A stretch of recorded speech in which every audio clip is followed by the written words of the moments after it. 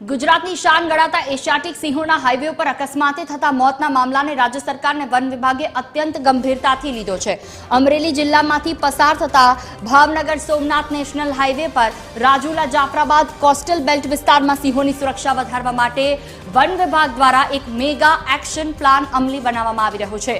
Bhavnagar Somnath highway પર સિંહોના અકસ્માતો રોકવા વન વિભાગ રોડ સેવકો તૈનાત કરશે। અવર જવરની ફ્રીક્વન્સી વધારે હોય તેવા હોટસ્પોટ આઈડેન્ટિફાઈ કરવામાં આવ્યા છે। ટીંબીથી લઈને મહુવા સુધી અંદાજિત 19 થી 20 જેટલા આવા હોટસ્પોટ આઈડેન્ટિફાઈ કરવામાં આવ્યા છે। આ હોટસ્પોટ આઈડેન્ટિફાઈ કર્યા બાદ નેશનલ હાઈવેની ઓથોરિટી અને ફોરેસ્ટ ડિપાર્ટમેન્ટ આમની એક વખત એક સંયુક્ત વિઝિટ કરવામાં આવી।